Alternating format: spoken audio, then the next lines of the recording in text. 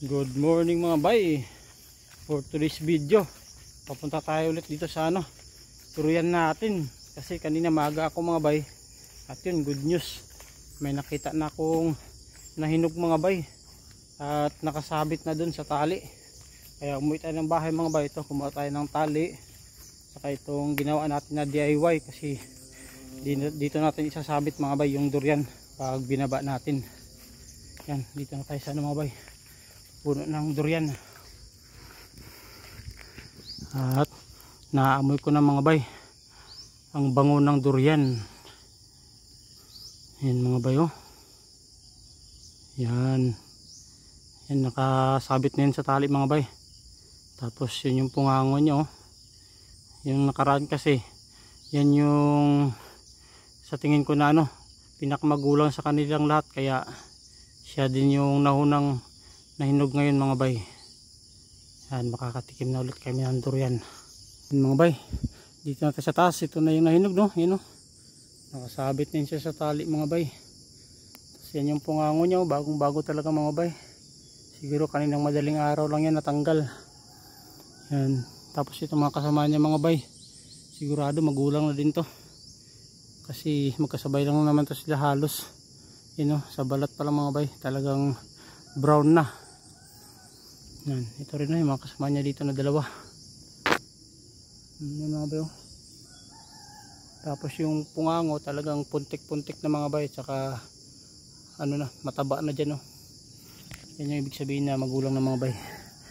Kunin na natin to, sobrang bango. Yan mga bay, unang durian, oh. May nahinog na rin. Sarap.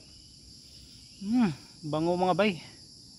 Yan na mga bay, nasabit na natin, oh. Oh. Yan, ganyan lang mga bay. Hindi na yun siya matatanggal, no? Binitawan na natin yung durian, no? Nakasabit lang yan siya dyan. Tapos tali yan. Hinano lang natin dun sa taas mga bay. Tapos pwede na natin itong ibaba. Dandahan. Yan, no? Wow. Yan. Tapos iwas lang natin dito mga bay sa sa may sanga, yan, no? Ayan.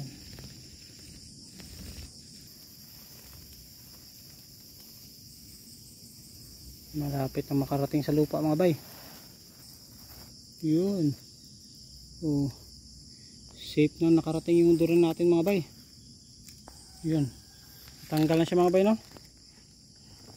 Ganun yung natin. Purpose nitong ng mga bay. Hook. Kaya kahit mag-harvest tayo mag-isa, pwede, no? Kasi natanggal na, oh. Ilahin na naman natin pataas. Pwede na naman tayo magbaba. Ito na namang iba mga bay. Tuwing umaga, hapon, tingnan natin palagi kasi baka may mahinog na naman dyan. Yan, tapos yung iba dito lalaki na din mga bay, oh. Yan, oh. Yung mga pangalawang bats. Nabantingan naman na natin ito mga bay, no? Yan. Halos okay naman na lahat ng banting dito. Yan, malalaki na din dito mga bay. Baba na tayo. Uwi na tayo mga bay, no? At mamaya kainin namin to pagkatapos mag-almusal.